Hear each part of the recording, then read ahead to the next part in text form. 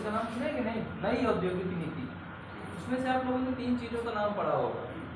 इसके पहले भी आप लोगों ने अर्थव्यवस्था के बारे में पढ़ा होगा, सार्वजनिक क्षेत्र केंद्रीय अर्थव्यवस्था, या फिर मिश्रित अर्थव्यवस्था, या पूंजीवादी अर्थव्यवस्था। ये सब पढ़े कि नहीं? पूंजीवादी अर्थव्यवस्था क्या है, मिश्रित अर्थव्यवस्था क्या है, सार्वजनिक अर्थव्यवस्था क्या है, पढ़े कि नहीं? ये नाम किसी का नाम नहीं सुना, बस सुना, बस जानकारी नहीं। मिश्रित अर्थव्यवस्था, भारत की जो अर्थव्यवस्था है, क्या अर्थव्यवस्था है? मिश्रित अर्थव्यवस्था ना, इतना से हो। अभी मिश्रित अर्थव्यवस्था है क्या, ये नहीं जानते। पूंजीवादी और समाजवादी का सहअस्तित्व जहाँ पर होता है उसी को क्या कहते हैं? मिश्रितवादी कहते हैं। पूंजीवादी का मतलब क्या है कि जहाँ पर उपभोक्ता की संप्रभुता रहती है। अब ये उपभोक्ता की संप्रभुता क्या है? उपभोक्ता की संप्रभुता का मतलब ये है कि उपभोक्ता जो मांगेगा अर्थव्यवस्था में, वही अर्थव्यवस्था क्या करेगी, वही उद्योगपति क्या करेगा, उत्पादन करके देगा। एक एडम स्मिथ नामक अर्थशास्त्री थे, उन्होंने ही सर्वप्रथम क्या कहा था? हस्तक्षेप की नीति का उन्होंने कहा था कि एक बाजार ऐसी अर्थव्यवस्था होनी चाहिए जहां पर क्या हो कि हस्तक्षेप, यानी कि सरकार का कोई हस्तक्षेप नहीं होना चाहिए। बाजार में मांग एवं पूर्ति के अनुसार कीमतों का निर्धारण होना चाहिए। अब ये कीमतों का निर्धारण, मान लीजिए कोई भी चीज़ है, मान लीजिए मोबाइल है या फिर कोई डस्टर है, कुछ भी है, तो इसमें क्या मांग है, क्या उसकी पूर्ति है, उसके अनुसार यदि कीमतों का निर्धारण होगा तो उसको कहते हैं कि मांग एवं पूर्ति के अनुसार बाजार में क्या है, कीमतों का निर्धारण हो रहा है। और ऐसा किस अर्थव्यवस्था में होगा? पूंजीवादी अर्थव्यवस्था में। मतलब क्या है? पूंजीवादी अर्थव्यवस्था वह अर्थव्यवस्था है जहां पर निजीकरण होता है या निजीकरण का अस्तित्व होता है। बाजार में जो कीमतें होती हैं वो मांग एवं पूर्ति के अनुसार क्या है, निर्धारित होती है। ठीक है। यदि इस मार्केट की मांग ज़्यादा है तो इसका मतलब है इसकी कीमत ज़्यादा होगी, और यदि मार्केट की कीमत कम, मांग कम है तो इसकी कीमत कम होगी। सप्लाई इसकी कम है, इसका मतलब है कि इसकी कीमत ज़्यादा होगी, और सप्लाई यदि अधिक है तो इसकी कीमत कम हो जाएगी। जाहिर सी बात है, आप लोग ठंडी में देखते होंगे कि आलू की कीमतें क्या है, कम हो जाती हैं। क्यों कम हो जाती हैं? क्योंकि आलू क्या है, पर्याप्त मात्रा में बाजार में आ जाता है। आलू है, प्याज है, कुछ भी हरी सब्जियां देखते हैं काफ़ी सस्ती हो जाती हैं, वो भी 5-5 रुपये 2-2 रुपये का मिलने लगता है। और यही गर्मी के सीजन में सारी सब्जियां पूर्ति कम हो जाती है, इसीलिए क्या है, उनकी कीमतें बहुत ज़्यादा बढ़ जाती हैं। तो मेरा कहने का मतलब यह है कि जहाँ पर मांग एवं पूर्ति के अनुसार कीमतों का निर्धारण होता है वह अर्थव्यवस्था क्या कहलाती है? पूंजीवादी अर्थव्यवस्था कहलाती है। ठीक है। दूसरी चीज क्या है? समाजवादी अर्थव्यवस्था। तो देखिए, समाजवादी अर्थव्यवस्था का जो मुख्य उद्देश्य होता है वो अर्थव्यवस्था का कल्याण करना होता है, कि हम क्या करें, एक ऐसी समाज का संरचना करें या ऐसे समाज का निर्धारण करें। आप गांधीवादी अर्थव्यवस्था का नाम सुने होंगे, या फिर मार्क्स का नाम सुने होंगे, कार्ल मार्क्स का नाम सुने होंगे। वो समाजवाद की एक तरफ से कहा जाए कि जनक कहे जाते हैं। उन्होंने सर्वप्रथम समाजवाद के लिए सबसे एंजल का भी नाम आप लोग सुनेंगे। तो इन्होंने क्या कहा, मतलब समाजवादी अर्थव्यवस्था क्या है कि हम लोगों का कल्याण करना चाहते हैं, वेलफेयर इकोनॉमिक्स। समाज के हर एक क्षेत्र का, हर एक वर्ग का क्या है कि विकास करना चाहते हैं। तो वहां पर क्या होगा कि वहां पर सरकार के द्वारा किसी भी वस्तु की कीमत है या सरकार के द्वारा किसी वस्तु का उत्पादन है वो निर्धारित होता है। सरकार चाहेगी कि इसमें क्या है कि सरकार ऐसी चाहेगी कि समाज में कौन सा वर्ग है जहां पर सबसे ज्यादा उस वस्तु की जरूरत है, उन्हीं वस्तुओं को उत्पादन होगा, उन्हीं वस्तुओं को, और सरकार के द्वारा ही कीमतें निर्धारित की जाएंगी। किसी भी वस्तु का बहुत अधिक कीमतें नहीं होंगी। तो ये सब सारी चीजों को, मतलब सरकार का उद्देश्य क्या है? समाज का कल्याण करना, लोगों का कल्याण करना। ठीक है। तो इस प्रकार की जो अर्थव्यवस्था होती है, जैसे आप लोग प्रारंभ में देखेंगे समाजवादी अर्थव्यवस्था, रूस का नाम सुने होंगे। रशिया में जो यूएसएसआर था, 14-15 देशों का जो संगठन था, वहां पर क्या थी? समाजवादी अर्थव्यवस्था। ठीक है। 1945 के बाद जब द्वितीय विश्व युद्ध समाप्त हो गया था, उसमें क्या हुआ था कि शीत वार शुरू हो गया था। आप लोगों ने शीत वार का, कोल्ड वार का नाम सुने होंगे। और उसमें से 2 बड़ी अर्थव्यवस्थाएं उभर कर आई थी। एक तो पूंजीवादी अर्थव्यवस्था में सबसे बड़ा नाम था अमेरिका का, और दूसरा एक समाजवादी अर्थव्यवस्था में नाम था यूएसएसआर का। ठीक है। तो इन दोनों के बीच में द्वंद्व आपस में हुआ, और जितने भी अर्थव्यवस्थाएं थी जो मतलब अंग्रेजों से, औपनिवेशिक से जो स्वतंत्र हो चुकी थी, उनमें क्या था कि आपस में होड़ मच गई थी कि इन दोनों को आपस में मिलाने की, कि हम पूंजीवादी अर्थव्यवस्था का समर्थन करने वाले कौन कौन से हैं और समाजवादी अर्थव्यवस्था का समर्थन करने वाले कौन कौन से हैं। तो भारत ने क्या किया था, यूएसएसआर का अनुकरण किया था। यूएसएसआर के ही अकॉर्डिंग उन्होंने पंचवर्षीय योजना का शुरुआत किया था। आप लोगों ने एडमंड फ्लेक्स का नाम सुना होगा। 1928 में उन्होंने रशिया में पंचवर्षीय योजना शुरू की। एडमंड फ्लेक्स, हालांकि आज मैं पढ़ाने कुछ और जा रहा हूँ, बता कुछ और रहा हूँ। तो वो उन्होंने यूएसएसआर में क्या किया, 1928 में पंचवर्षीय योजना चलाई थी और उसी के आधार पर पंचवर्षीय योजना भारत में चलाई गई थी। फिर भारत ने क्या है, भारत में चूंकि देखते होंगे आप लोगों ने अक्सर पढ़ा होगा कि मिश्रित अर्थव्यवस्था का संचालन है, मिश्रित अर्थव्यवस्था पाई जाती है। ऐसा क्यों है? क्योंकि भारत में देखिए, आप लोग देखे होंगे कि भारत में निजीकरण को जब से 1991 के बाद से क्या है कि निजीकरण को बढ़ावा दिया गया, एफडीआई के इन्वेस्टमेंट को बढ़ावा दिया गया, विदेशी प्रत्यक्ष विदेशी निवेश को बढ़ावा दिया गया। तो जब इनको बढ़ावा दिया गया और इसके साथ साथ समाज में आप लोग देखते होंगे कि सरकार लोक कल्याणकारी योजनाएं बहुत चलाती है, समाज के निम्न वर्ग के लोगों के लिए बहुत सारी योजनाएं चलाई गई हैं। तो सरकार क्या कर रही है, एक तरफ तो निजीकरण को भी बढ़ावा दे रही है। जब से 2014 के बाद से जो मोदी गवर्नमेंट आई है, तब से और ज़्यादा उसको और ज़्यादा प्रोत्साहित किया जा रहा है, निजी क्षेत्र को या बाजार आधारित अर्थव्यवस्था को। आप लोग देखते होंगे मार्केट ओरिएंटेड अर्थव्यवस्था हो चुकी है इस समय।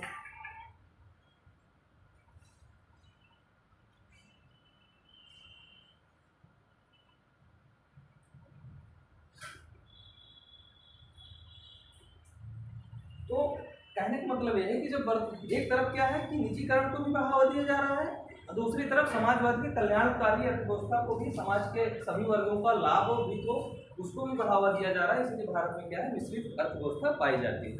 हम लोग देख रहे थे क्या है, प्राइवेट इनकम या निजी क्षेत्र की आय। मतलब यह है कि जब सार्वजनिक क्षेत्र की आय को छोड़कर जितना भी वर्ग है वो क्या होगा, प्राइवेट सेक्टर होगा। और प्राइवेट सेक्टर का जितना भी आय होगी उसको क्या कहते हैं, निजी आय कहते हैं। आप लोगों ने राष्ट्रीय आय में देखिए थोड़ा सा इसमें निजी आय में ये फर्क है। पहला फर्क तो ये है कि इसमें पब्लिक सेक्टर की जो इनकम है वो शामिल नहीं की जाएगी। अभी दिखा दूंगा, पब्लिक सेक्टर की जो इनकम है वो इसमें शामिल नहीं की जाएगी। दूसरी चीज का जो अंतर है, आप लोगों ने हस्तांतरण भुगतान का नाम सुने होंगे, ट्रांसफर पेमेंट का। ट्रांसफर पेमेंट भी इसमें क्या है, राष्ट्रीय आय में शामिल किया जाता है कि नहीं शामिल किया जाता? अभी परसों बताया हूँ, नहीं शामिल किया जाता है। लेकिन निजी आय में क्या है, उसको शामिल किया जाएगा। आप लोगों ने देखा होगा जो अवैधानिक क्रियाएं होती हैं या गृहिणी की सेवा होती है, फिर बहुत सारी चीजें हैं जो कैपिटल गेन पूंजीगत लाभ होते हैं, इन सब क्या है, ये सब राष्ट्रीय आय में नहीं शामिल किए जाते, किंतु ये सब क्या होगा, निजी आय में शामिल किए जाएंगे। मैंने आप लोगों को ये भी बताया था कि गैम्बलिंग होती है, सट्टेबाजी होती है, जुआ होता है, इन सब सारी चीज़ों को राष्ट्रीय आय में क्या है, शामिल नहीं किया जाता है। लेकिन चूंकि प्राइवेट इनकम है और ये आपका व्यक्तिगत आय है, भले ही आप कहीं से भी किसी भी सोर्स से आप प्राप्त कर रहे हैं, यदि पब्लिक सेक्टर की आय नहीं है, आपके पास आपके दोस्त ने गिफ्ट किया है या आपने चोरी भी कर लिया है या आपने डकैती डाली है या कहीं भी से भी आपके पास आपकी जेब बस भरी हुई है, तो ये आपकी आय है कि नहीं? कोई लीगल है कि कैसी है क्या, और डजेंट मैटर, लेकिन आपकी आय है कि नहीं। यही फर्क है प्राइवेट इनकम में। यहाँ पर क्या है, प्राइवेट इनकम में समस्त आय जो जितने भी सोर्स हैं, आप लोगों को सरकार के द्वारा जो हस्तांतरण आय दी जाती है, सरकार के द्वारा जो अनुदान दिए जाते हैं, भत्ते दिए जाते हैं, उनको भी इसमें शामिल कर लिया जाएगा। विदेशों से प्राप्त होने वाले भत्ते या विदेशों से प्राप्त होने वाले अनुदान हैं, उनको भी इसमें शामिल कर लिया जाएगा। और यहाँ तक कि आप जितने भी सेक्टर हैं, जितने भी क्षेत्रों से आप आय अर्जित कर सकते हैं, वो भी इसमें सबको शामिल कर लिया जाएगा। ऐसी आय को क्या कहते हैं, निजी आय कहते हैं, प्राइवेट इनकम कहते हैं। तो प्राइवेट इनकम आप लोगों को समझ में आई कि क्या मतलब क्या है, कि सार्वजनिक क्षेत्र को छोड़कर समस्त जो अर्जित सोर्स हैं, उन सभी सोर्सों से जो आय प्राप्त होती है, कोई भी सोर्स है, कोई भी आपको गिफ्ट दे रहा है, आपको उपहार दे रहा है, या आपको क्या है कि भत्ता दे रहा है, अनुदान दे रहा है, या फिर आप भी अपने स्वयं के कार्य के द्वारा जो अर्जित कर रहे हैं आय, वो सब आपकी क्या है, प्राइवेट इनकम। और प्राइवेट सेक्टर के अंतर्गत जितने भी क्षेत्र आते हैं, यानी कि चाहे वो आपके व्यक्तिगत क्षेत्र हो गया, हाउस होल्ड सेक्टर यानी घरेलू क्षेत्र हो गया, या फिर निजी इंडस्ट्रियल एरिया हो गई, ये सब सारी क्षेत्रों की जो आय होगी वो क्या है, निजी आय कहलाएगी। तो निजी आय आप लोगों को समझ में आ गई। अब दूसरी क्या है, व्यक्तिगत आय। तो निजी आय क्या है, निजी आय में क्या होता है, एक हाउस होल्ड सेक्टर होता है और दूसरा क्या है, इंडस्ट्रियल सेक्टर होता है। ठीक है, ये क्या है, औद्योगिक आय है और ये हाउस होल्ड यानी कि घरेलू क्षेत्र के द्वारा, घरेलू क्षेत्र यानी कि हम सब आप लोग जो परिवार के अंदर रहते हैं उसको क्या कहते हैं, हाउस होल्ड कहते हैं। ठीक है, ये क्या है, इंडस्ट्रियल सेक्टर यानी कि जो औद्योगिक क्षेत्र है उनको भी क्या कहते हैं, औद्योगिक क्षेत्र के अंतर्गत जो आय होती है, जो जैसे कोई बिजनेसमैन हो गया, व्यापारी हो गया, उनकी भी आय होती है। तो इन दोनों की आय का योग क्या होता है, प्राइवेट इनकम कहलाती है। अब पर्सनल इनकम यानी व्यक्तिगत आय, यानी हम सब आप लोगों की आय, यानी कोई भी व्यक्ति है, जैसे आप मान लीजिए आपके जेब में 20 रुपए है, उनकी जेब में 40 रुपए, किसी की जेब में 60 रुपए, तो ये क्या है, हमारी पर्सनल इनकम है कि नहीं। तो इस पर्सनल इनकम का, व्यक्तिगत आय का मतलब यह है कि जो हम क्या है कि जो हमारी खुद की आय है, व्यक्तिगत हमारी जो खुद से किसी भी सोर्स से, अभी तक हम लोगों ने देखा कि हाउस होल्ड यानी आपके पूरे परिवार की या पूरे इंडस्ट्री की जो सभी सोर्सों से आय अर्जित करते हैं उसको क्या कहते हैं, प्राइवेट इनकम कहते हैं। किंतु जब हम स्वयं के अर्जन से स्वयं कुछ कार्य करते हैं, उसके बदले जब हमको कोई आय प्राप्त होती है तो उसको क्या कहते हैं, पर्सनल इनकम कहते हैं। पर्सनल इनकम आप लोगों को समझ में आ गई।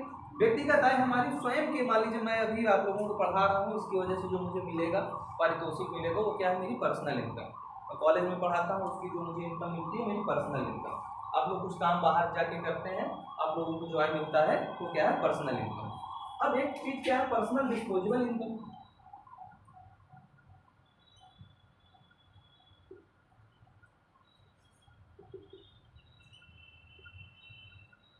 इसको क्या कहते हैं, व्यय योग्य आय।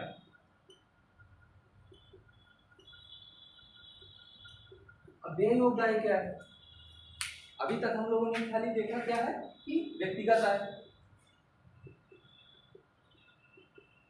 व्यक्तिगत आय मतलब पर्सनल इनकम। अब क्या है, पर्सनल डिस्पोजेबल इनकम। देखिए हमारी जो आय होती है, जैसे हम लोगों ने मान लीजिए मेरी आय है, तो मेरी आय जो है उसमें कुछ ना कुछ मुझे कर भी देना पड़ता है, या फिर आपकी भी जो आय होगी, मान लीजिए जो एक कर आधार है उससे अधिक आपकी आय है, तो आप कुछ ना कुछ कर देते नहीं देते। तो पर्सनल व्यक्तिगत आय का मतलब यही है, पर्सनल डिस्पोजेबल इनकम का मतलब यह है कि जो हमारी इनकम है उसमें से यदि हम क्या करते हैं, डायरेक्ट टैक्स को घटा देते हैं, यानी कि प्रत्यक्ष कर को घटा देते हैं। मान लीजिए जितना भी मेरी इनकम है, उस इनकम का जो मैं टैक्स दे रहा हूँ गवर्नमेंट को, वो यदि उसको घटा देते हैं तो उसमें क्या है, मेरी व्यय योग्य आय हो जाती है। मान लीजिए मेरी इनकम है 10 लाख रुपए, 10 लाख में से यदि मैं 1 लाख रुपए गवर्नमेंट को क्या है टैक्स पे कर रहा हूँ, तो मेरी आय कितनी बची है, 9 लाख रुपए। वो क्या होगी, पर्सनल डिस्पोजेबल इनकम कहलाएगी। तो इतना आप लोगों को क्लियर हो गया, किसी को इसमें कोई समस्या? ठीक है, इसको लिख लीजिए, प्राइवेट इनकम यानी निजी आय,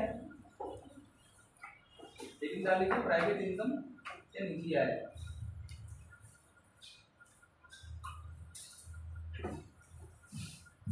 इसके अंतर्गत निजी क्षेत्र की, इसके अंतर्गत निजी क्षेत्र की संपूर्ण आय को सम्मिलित किया जाता है।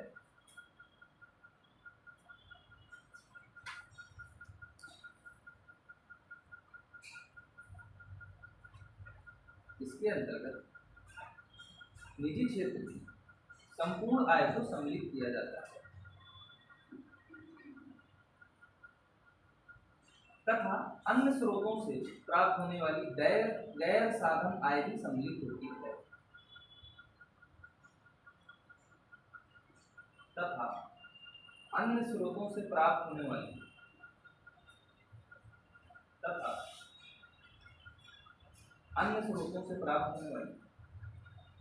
गैर साधन आय भी सम्मिलित होती है।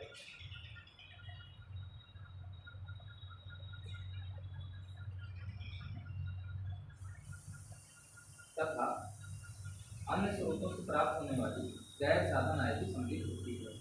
निजी आय फिर से लिख लीजिए, उसके सामने डबल लाइन ऐसे करके निजी आय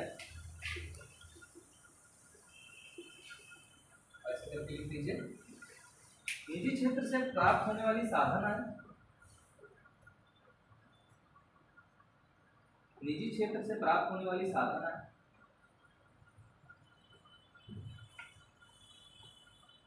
निजी क्षेत्र से प्राप्त होने वाली साधन आय प्लस सरकार से प्राप्त होने वाले हस्तांतरण भुगतान, प्लस सरकार से प्राप्त होने वाले हस्तांतरण भुगतान,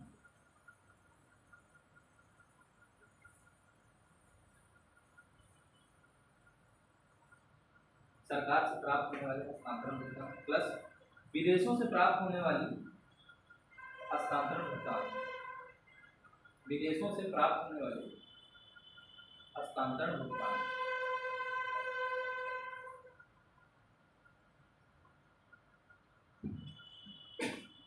विदेशों से प्राप्त होने वाले हस्तांतरण भुगतान।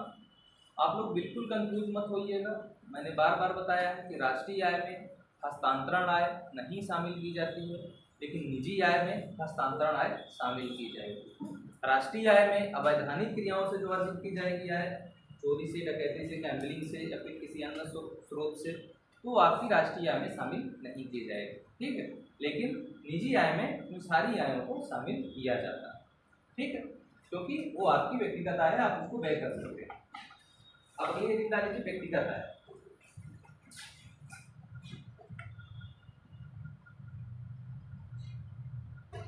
व्यक्तिगत आय व्यक्तियों द्वारा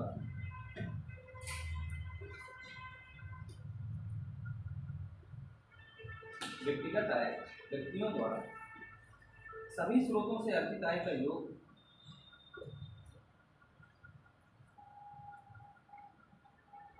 व्यक्तिगत आय व्यक्तियों द्वारा सभी स्रोतों से अर्जित आय का योग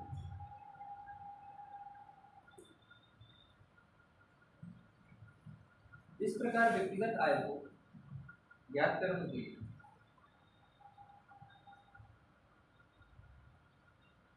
इस प्रकार व्यक्तिगत आय को ज्ञात करने के लिए राष्ट्रीय आय में से निम्नलिखित को घटा दें।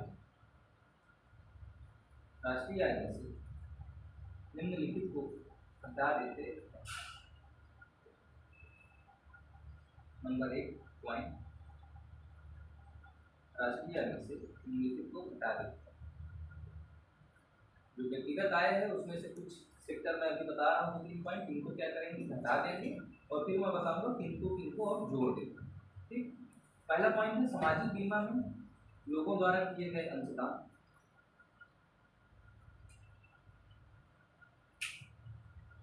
सामाजिक बीमा में लोगों द्वारा किए गए अंशदान।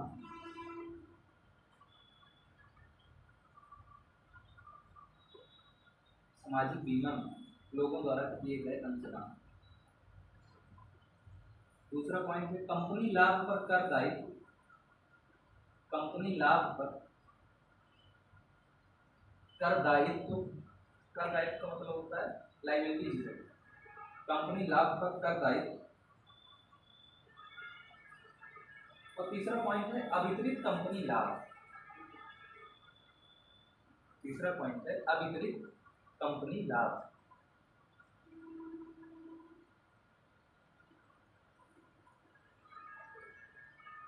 तो ये आप लोगों को भी तीनों पॉइंट तो समझ में आ रहे हैं, क्या है लिखा हुआ सामाजिक बीमा में लोगों द्वारा किया गया था।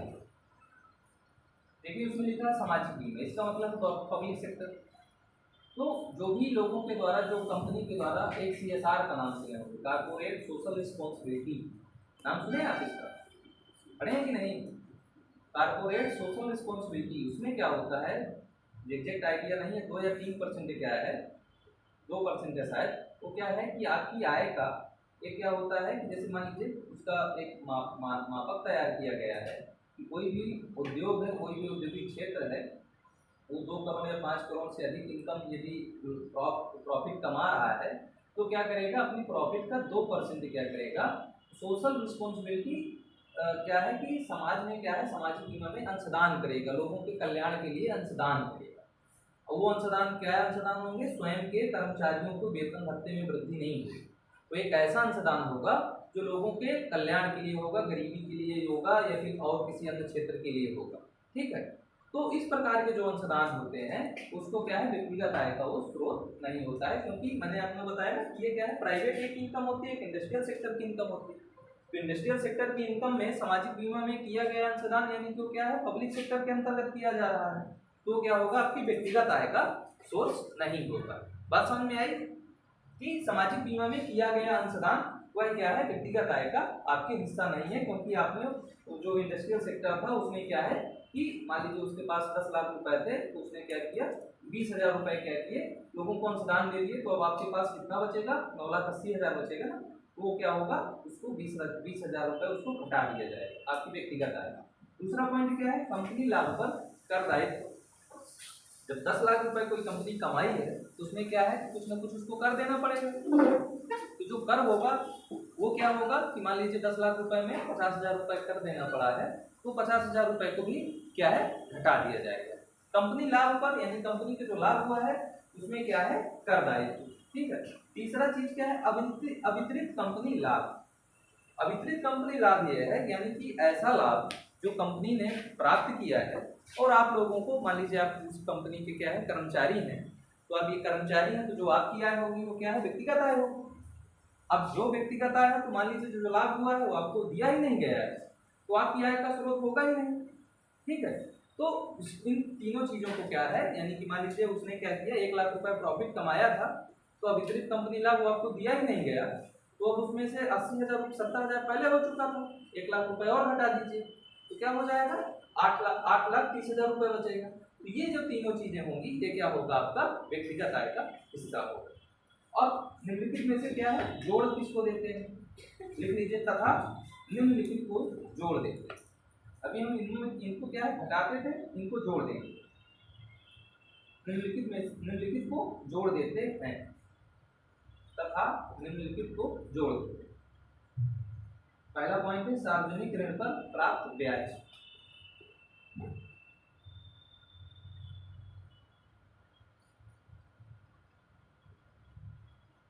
सार्वजनिक ऋण पर प्राप्त ब्याज।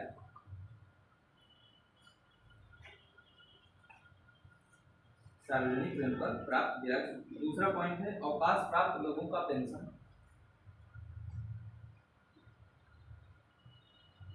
अवकाश प्राप्त लोगों का पेंशन।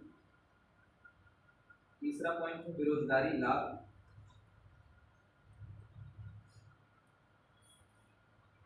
या बेरोजगारी भत्ता भी लिख सकते हैं। और चौथा क्या है, अन्य अनुदान। चौथा क्या है, अन्य अनुदान। तो इसमें से आपने एक देखा सार्वजनिक ऋण पर प्राप्त ब्याज, तो ये थोड़ा सा आप लोगों को समझ में नहीं आया होगा कि सार्वजनिक ऋण कैसे हैं जो हमको ब्याज मिल जाता है। तो आप लोग देखते होंगे जब गवर्नमेंट की आप पॉलिसी लेते हैं, कोई बॉन्ड लेते हैं, गवर्नमेंट का बॉन्ड लेते हैं कि नहीं लेते हैं। मान लीजिए क्या है, किसान विकास पत्र लिए या फिर आपने डाक में कोई जाके कोई योजना का आपने सर्टिफिकेट लिया, तो बदले में मान लीजिए 50,000 रुपए का कोई आपने एक योजना ली, ठीक है, कोई सर्टिफिकेट लिया, तो सरकार को क्या करते हैं, 50,000 रुपए दे देते हैं ना, और 50,000 के बदले क्या पाते हैं, सिर्फ एक सर्टिफिकेट पा जाते हैं। उस सर्टिफिकेट में शर्तें लिखी होती है कि शर्त के अनुसार इतने % ब्याज के आधार पर क्या है, आपको इंटरेस्ट मिलेगा। बदले में आप क्या करते हैं, 50,000 रुपए दे जाते हैं। तो आपने एक तरफ से क्या किया, सरकार को क्या किया कि ऋण दिया, और उसके बदले जो आपने ब्याज प्राप्त की, उसके ब्याज क्या है, आपकी जो ब्याज है आपकी व्यक्तिगत आय है, तो आपको इसमें इंक्लूड कर देंगे। दूसरी चीज क्या है, बेरोजगारी भत्ता या बेरोजगारी लाभ। जब आप रोज बेरोजगार होते हैं तो सरकार घोषणाएं करती है कि हम बेरोजगारी भत्ता देंगे 500 रुपए या 1,000 रुपए, कुछ भी, तो वो क्या है, आपकी आय का स्रोत हो जाएगा। या अन्य भुगतान, बहुत सारी योजनाएं होती हैं जो सरकार क्या करती है, लोगों को मुफ्त में देती है, जैसे प्रधानमंत्री किसान संपदा योजना हो गई, फिर बहुत सारी योजनाएं, मान लीजिए सूखा राहत, सूखा के समय भी जिनकी जमीनें होती हैं उनको कुछ ना कुछ दिया जाता है, जब बाढ़ आ जाती है, काल आ जाता है, कुछ भी चीज़ें, तो इन सबको भी आपके अंदर शामिल कर लिया जाएगा। अवकाश प्राप्त लोगों को पेंशन, यानी कि आपने अवकाश प्राप्त कर लिया है और आपको पेंशन मिल रही है, तो भी क्या है, आपकी व्यक्तिगत आय का स्रोत हो। तो व्यक्तिगत आय आप लोगों को समझ में आएगी, इसमें क्या जोड़ दिया जाएगा, क्या घटा दिया जाएगा। तो थोड़ा क्रिटिकल क्वेश्चन पूछे जाते हैं, तो इसी से बीच से कुछ ना कुछ लिख देगा, फिर में से किनको व्यक्तिगत आय में शामिल किया जाता है, किसको व्यक्तिगत आय में शामिल नहीं किया जाता। ठीक, अब अगली हेडिंग डाल लीजिए व्यय योग्य आय।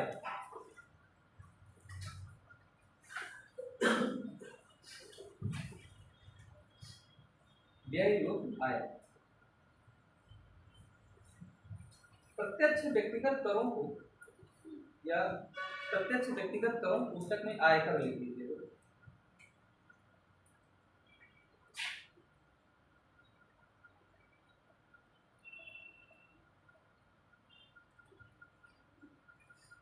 प्रत्यक्ष व्यक्तिगत करों कोष्टक में आयकर को निकालने के बाद, आयकर को निकालने के बाद जो व्यक्तिगत आय बच जाती है, जो व्यक्तिगत आय बच जाती है वही व्यय योग्य आय कहलाती है।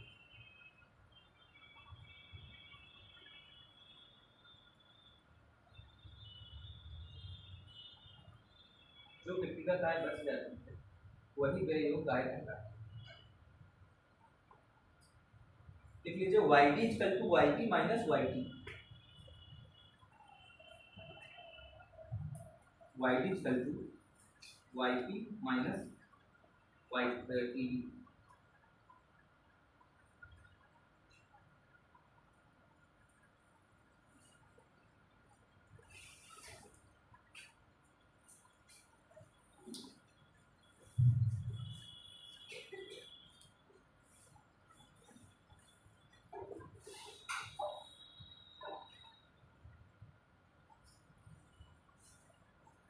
YD क्या है, लिख लीजिए उसके सामने व्यय योग्य आय है। YD इक्वल टू व्यय योग्य आय। YP है व्यक्तिगत आय। YD क्या है, व्यय योग्य आय। YP है व्यक्तिगत आय और TD है प्रत्यक्ष कर। TD क्या है, प्रत्यक्ष कर।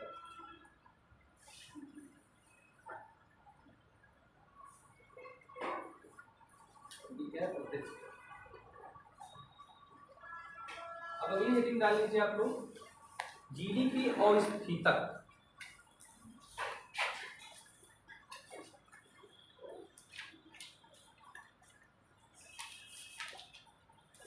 इसको डिप्लेटर भी है।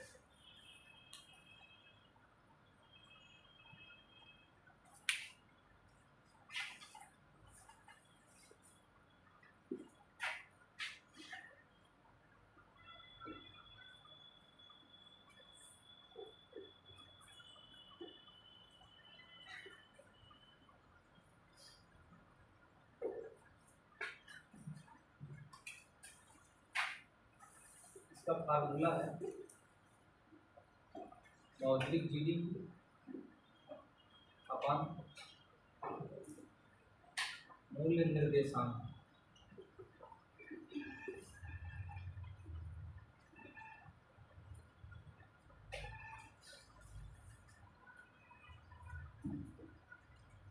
या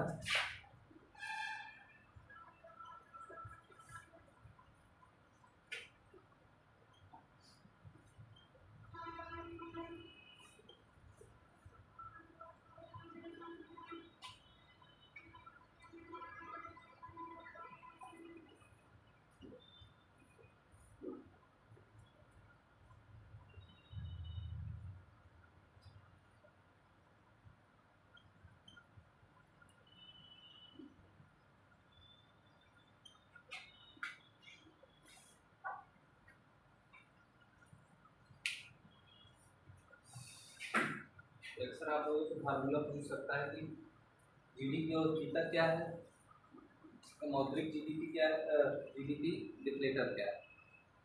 तो मौद्रिक GDP जो हम लोगों की मौद्रिक GDP है, यानी कि मैंने बताया था ना चालू मूल्य पर या मौद्रिक मूल्य पर, उसमें क्या है जो हमारी मुद्रा स्फीति है, इन्फ्लेशन का है, उसको यदि हम भाग दे दें, घटा देते हैं तो हमको क्या है GDP डिप्लेटर प्राप्त हो जाता है। ठीक है, किसी को इसमें समस्या, फार्मूला क्वेश्चन पूछ सकता है GDP डिप्लेटर का फार्मूला क्या है, तो आप लोग देखेंगे दोनों के नाम से दे सकता है अलग अलग, मौद्रिक या चालू मूल्य पर GDP अपन वास्तविक या स्थिर की जगह आधार मूल्य भी लिखा हो सकता है। यहाँ हो सकता है GDP की जगह GNP लिखा हो, तो सब जगह आप लोग GNP कर देंगे, बाकी उसमें कोई फर्क नहीं।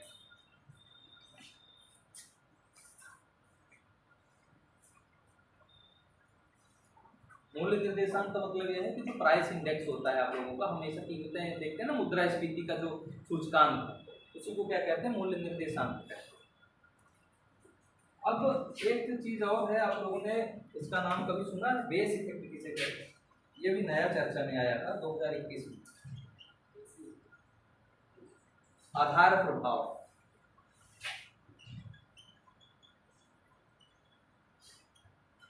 आधार प्रभाव क्या है? ऑनलाइन क्लास चल रही है, यूट्यूब में वीडियो जा रहा है, सरकार की योजनाएं, तो हम इसकी हकीकत से आपको उतना अच्छे से उतना ही कराएंगे, है ना? पता चला तो मेरी नौकरी मिलेगी, रोक दोगे तो अच्छे से बता देंगे, कोई दिक्कत नहीं ना, छोड़ो कोई बात नहीं। बेस इफेक्ट या आधार प्रभाव ये कि देखिए, जो आधार प्रभाव क्यों लाया गया 2021 में, जब कोरोना कोविड के समय के बाद क्या हुआ कि बेस इफेक्ट का क्या है कि चीज़ें प्रचलन में आई कि बेस इफेक्ट है क्या। बेस इफेक्ट क्या है, आधार प्रभाव क्या है कि जब आप क्या है कि हर साल क्या है कि हम लोग पिछले साल को क्या है, हम लोग आधार वर्ष पढ़े ना, हमारा आधार वर्ष क्या है राष्ट्रीय आय का 2011-12, है ना? तो अब आधार प्रभाव बेस इफेक्ट क्या है कि हम लोग क्या करते हैं, नया प्रचलन में आया कि हम लोग क्या करें कि हर वर्ष को पिछले वर्ष को क्या है कि आधार मान, यानी कि आधार वर्ष मान, है ना? हर पिछले वर्ष को क्या है हम आधार वर्ष मान लें। तो जब हर पिछले वर्ष को हम आधार वर्ष मान लेंगे और उसके द्वारा क्या है कि अगले वर्ष में जो हमारी राष्ट्रीय आय में वृद्धि हुई है या कमी हुई है, उसके आधार पर हम देखेंगे कि हमारी राष्ट्रीय आय बढ़ी कि घटी। इसको क्या कहते हैं, बेस इफेक्ट कहते हैं। बेस इफेक्ट का मतलब क्या है कि हर पिछले वर्ष को क्या है कि हम अपना क्या है आधार वर्ष मानें। अब ये कोविड में लाया क्या है, क्यों, यहीं से समस्या आई। कोविड क्या है, कोविड में जब क्या हुआ कि हमारी अर्थव्यवस्था 23.9% के आसपास निगेटिव हो गई, निगेटिव हो गई, तो हमारा आधार वर्ष क्या हो गया 23.9%, और ये क्या है ऋणात्मक है। अब यदि सपोज मान लीजिए 2% में वृद्धि हो गई हमारी, तो इस 2% में 23 का 2% पॉजिटिव है, 23% निगेटिव है, तो ओवरऑल लगभग ये मान लीजिए लगभग 25% के आसपास है। सपोज मान लीजिए कि 25% है, 2% की पॉजिटिव वृद्धि हो गई तो 4 गुना वृद्धि हो गई कि नहीं हो गई, तो 2 को 8, यानी कि हम क्या दिखाएंगे अर्थव्यवस्था में कि हमारी 8% की वृद्धि हो गई अर्थव्यवस्था। यही हुआ था 2021 में जब आए थे, तो अर्थव्यवस्था में आप लोग देखे होंगे लिखा था 10% के ऊपर भी अर्थव्यवस्था हमारी जो ग्रोथ रेट है और 10% के ऊपर चली गई है।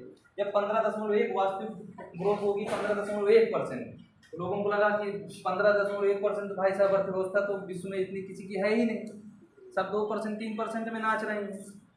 तो इसी को कहते हैं बेस इफेक्ट। बेस इफेक्ट आया क्यों, क्योंकि हमारे पहले से हमने क्या किया, आधार वर्ष किसको ले लिया 23.9%। तो इसके आधार पर क्या है कि रियल में क्या है 2% की वृद्धि हुई, और उसमें भी क्या है इन्फ्लेशन अभी बचा हुआ है। इन्फ्लेशन यदि घटा दिया जाए तो हो सकता है 1.5% आ जाए, लेकिन दिखा कितना रहा है कि अर्थव्यवस्था कितनी परसेंट हो गई वृद्धि, 8%, और यदि गलती से 4% की वृद्धि हो जाए तो 4-16%। तो इसको कहते हैं बेस इफेक्ट। तो ये बेस प्रभाव कोविड के बाद क्या हुआ, एक बेस इफेक्ट क्या है कि हालांकि इसको हटा दिया गया, यह था कि हर पिछले वर्ष में क्या है कि हम उसको आधार वर्ष लें और उसके आधार पर अर्थव्यवस्था की विकास की गति को नापें। इस प्रभाव को क्या कहते हैं, बेस इफेक्ट कहते हैं। समझ में आ गया बेस इफेक्ट, दिखाने की कोई जरूरत है इसको?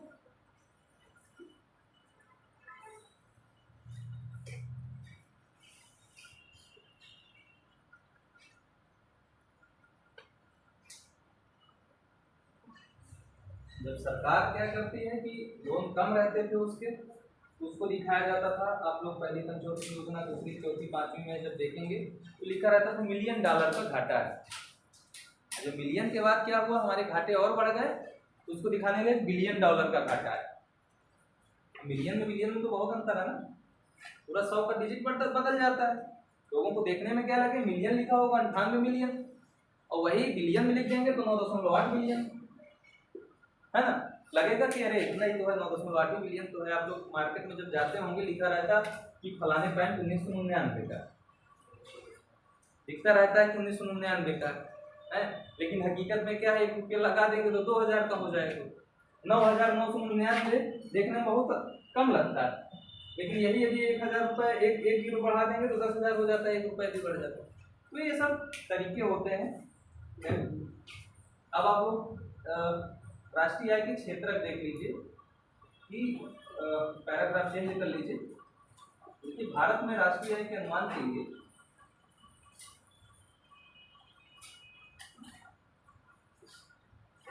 भारत में राष्ट्रीय आय के अनुमान के लिए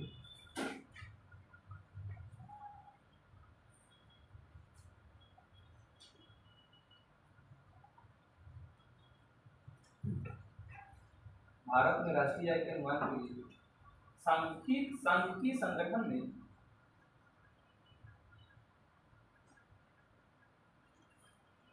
भारत में राष्ट्रीय आय के अनुमान के लिए सांख्यिकी संगठन ने संपूर्ण अर्थव्यवस्था को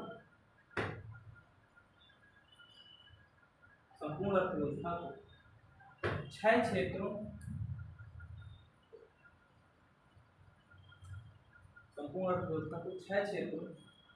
तथा 14 उप क्षेत्रों में विभाजित किया है। 6 क्षेत्रों तथा 14 उप क्षेत्रों में विभाजित किया है।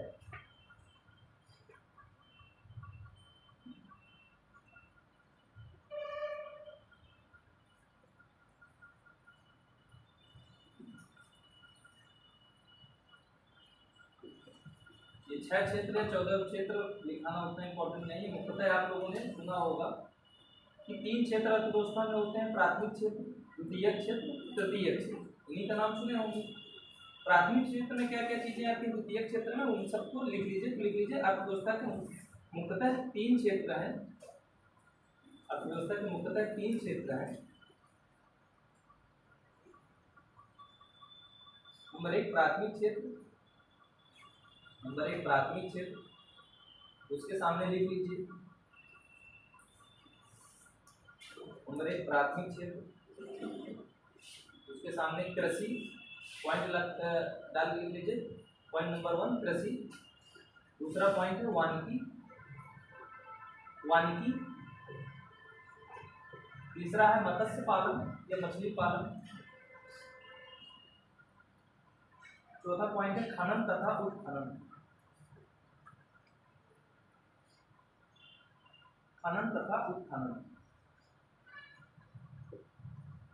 दूसरा पॉइंट लिख लीजिए द्वितीयक क्षेत्र।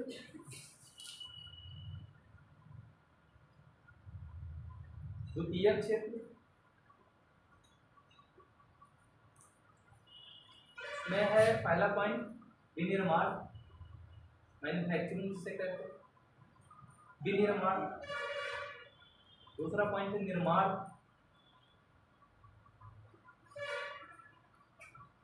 तीसरा पॉइंट है बिजली। चौथा पॉइंट है गैस तथा जल आपूर्ति। तीसरा तृतीयक क्षेत्र, इसके बाद लिख लीजिए तृतीयक क्षेत्र।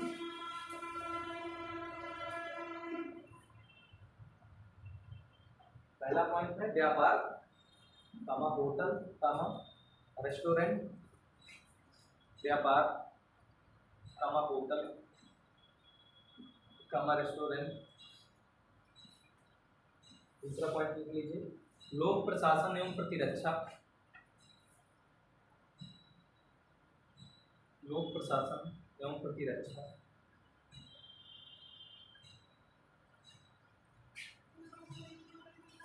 तीसरा पॉइंट है परिवहन, संचार, भंडारण।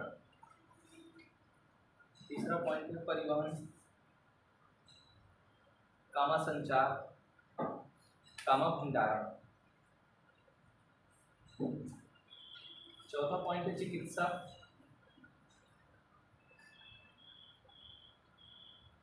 पांचवा पॉइंट है वित्तीय सेवाएं।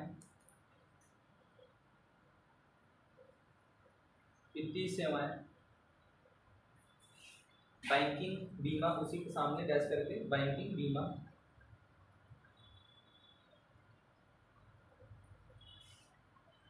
और छठवां पॉइंट है वास्तविक परिसंपदा, रियल एस्टेट जिसे। वास्तविक परिसंपदा, इसमें से ऐसा कोई पॉइंट है जो आपके समझ में ना आ रहा हो, किसी का मतलब आपको समझ में थोड़ा सा दिक्कत हो रही है? कोई ऐसा पॉइंट है जिसमें से आपको किसी पॉइंट में आपको कोई समस्या हो रही है? नहीं,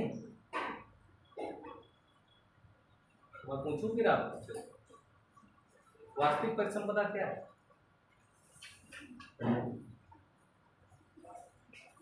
समस्या भी नहीं है आप लोगों को, पूछते भी नहीं, जब पूछा जाता तो कुछ बताते भी नहीं। मतलब 1.5 घंटे में खुद के आता हूँ, खुद को पढ़ा लेता हूँ, खुद से समझ लेता हूँ और समझ के चला भी जाता हूँ, है ना? वही स्थिति है।